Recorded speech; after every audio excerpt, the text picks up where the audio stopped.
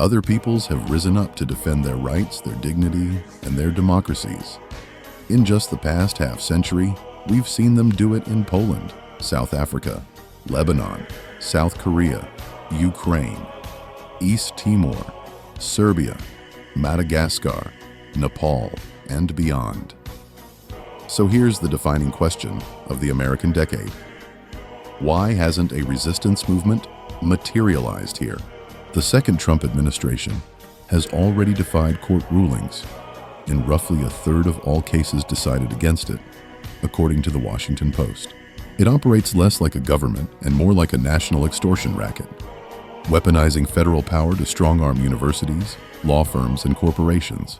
Two law firms, Jenner & Block and WilmerHale, sued the Trump administration, two separate lawsuits, to block executive orders that stripped their attorneys of security clearances and prevented them from representing government clients. In one of its motions, attorneys for Jenner & Block write, quote, "The order threatens not only Jenner, but also its clients and the legal system itself. Our Constitution, top to bottom, forbids attempts by the government to punish citizens and lawyers based on the clients they represent, the positions they advocate, the opinions they voice, and the people with whom they associate."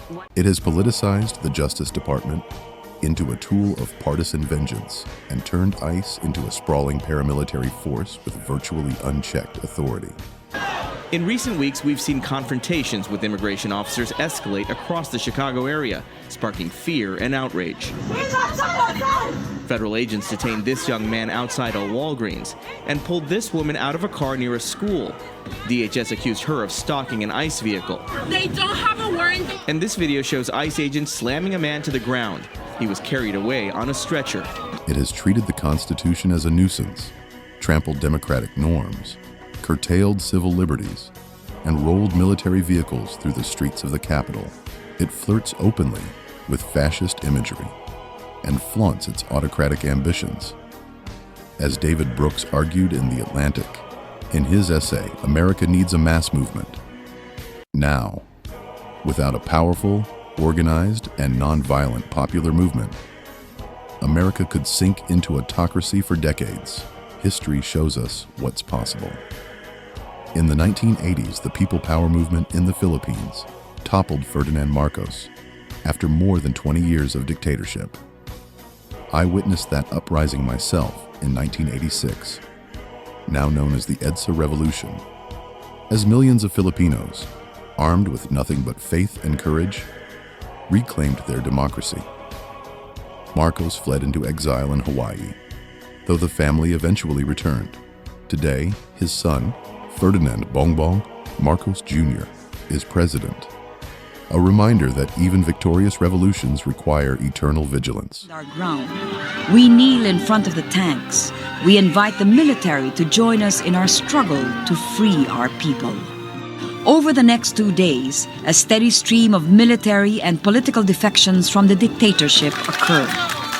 Cory Aquino is inaugurated as the 11th president of a free Philippines. By the 5th day, Marcos and his family flee to Hawaii. At EDSA, we discover the power of a people united in their quest for freedom. Here, everyone was a hero and a friend. At EDSA, we knew no social, religious, or ideological barriers. At EDSA, we showed the power of active nonviolence, regaining our freedom without shedding blood. At EDSA, we learned that to preserve democracy, the vigilance and active involvement of a united people are necessary and can actually change the course of history.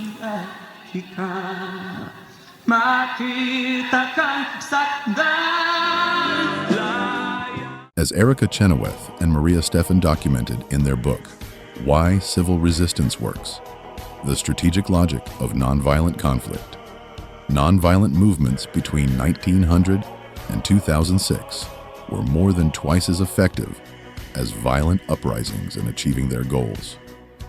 By mobilizing ordinary people in protests, boycotts, civil disobedience, and other acts of non-cooperation, these movements strip authoritarian regimes of their power and legitimacy. And they succeed even in places as repressive as Iran, Burma, the Philippines, and the Palestinian territories.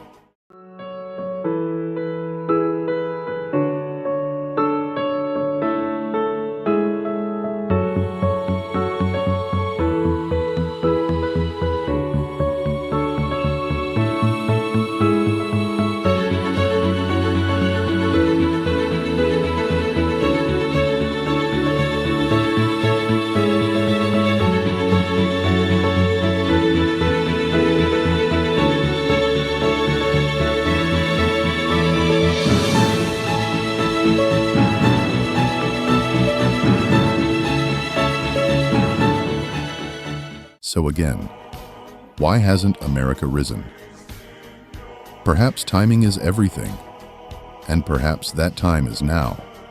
The wave of no kings, protests sweeping across the country, may be the first tremors of a larger awakening, a signal that Americans, too, are ready to reclaim their republic. For nearly 250 years, America's democratic experiment has inspired millions across the globe to seek freedom on its shores. It would be a tragedy, a historical betrayal, if Donald Trump were allowed to snuff out that legacy, just as the nation prepares to mark its 250-year anniversary. The American story isn't over, but whether it remains a story of democracy or devolves into one of autocracy depends on whether the people themselves remember who holds the real power.